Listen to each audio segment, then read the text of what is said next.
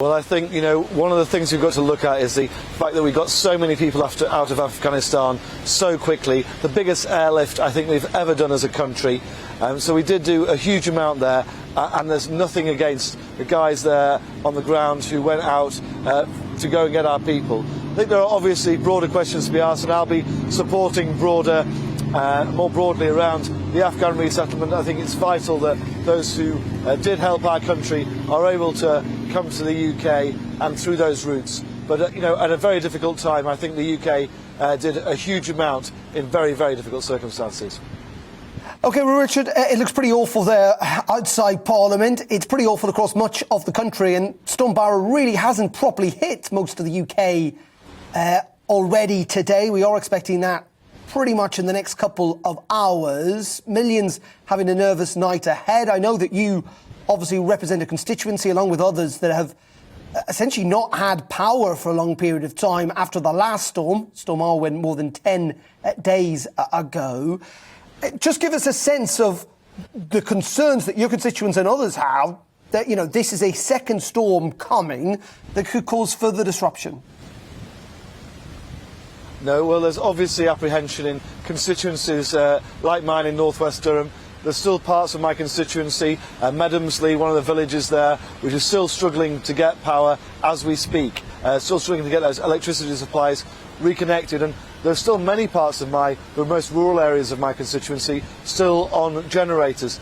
I would say that the engineers from Northern Power Grid have been working around the clock, as well as really good efforts from local community organisations and the council to help out. But it is a real concern, especially with that extra snowfall, possibly delaying some of that move from generators back to mains electricity supply that my constituents could really do with at the moment to enable them to just go back to their normal lives as quickly as possible. So it is a real concern.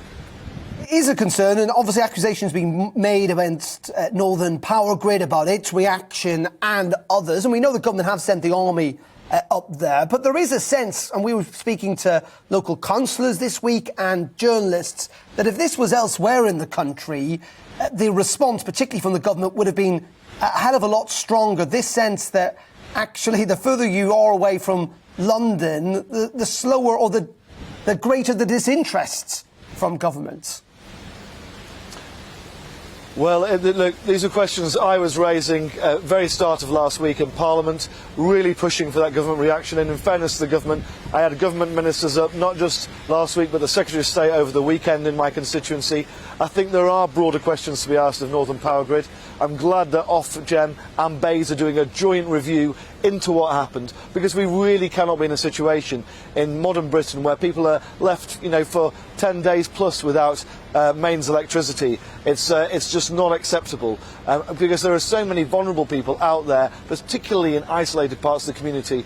And then when you've got Storm Barra coming as well, with that extra snow cutting people off all over again, we need to be sure that people can have power supplies to their homes. And that's something that I've written about, I've spoken about over the last few days, and I really want to ensure that my constituents get the same level of service as those anywhere else in the country. It's just not acceptable if they don't.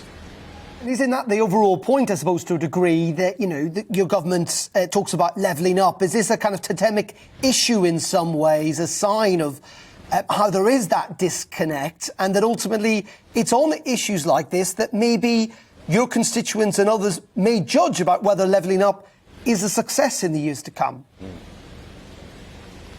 Well, I think nobody can doubt that the level of infrastructure investment we've seen in the north, not just in electricity grid, but in transport, things like that, over the last few decades, haven't been up to scratch. My constituency has no dual carriageway. It's got no railway access either. So there are big issues around this, historic and systemic, I think, underinvestment there, and that's what I'm fighting for in Westminster, to try and get those funds to level up, to really improve the infrastructure, but also those other areas around jobs, skills, education as well, because this isn't just around one thing, but I think perhaps this shines a spotlight on the broader issues that we're facing across the north of England.